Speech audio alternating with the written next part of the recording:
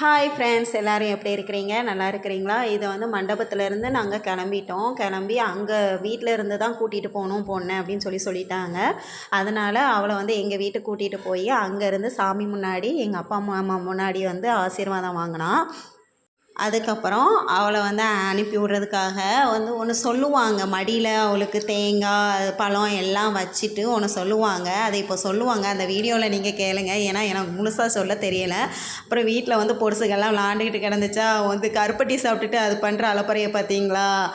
அதனால எங்களுக்கு ஒரே சிரிப்பாக இருந்துச்சு. அதை சப்பு கொட்டிக்கிட்டே இருந்தா அந்த குட்டி பாப்பா. அதை வச்சு நாங்கள் கிண்டல் பண்ணிக்கிட்டு கிடந்தோம். அப்புறம் இங்கே பூஜையில் அறையில் இதெல்லாம் நடக்க ஆரம்பிச்சுது. இப்போ கேளுங்க எப்படி இருக்கு.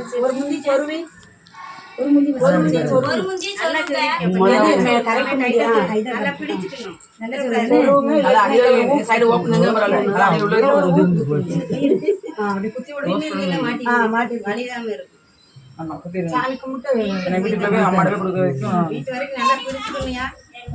நல்லா பிடிச்சுக்கோனே மாலை விட்டுனே மாலை சொல்லி மடி நிறைய கொண்டு போயிட்டு கை நிறைய கொண்டு வாங்க. கையில வச்சுக்கணும்.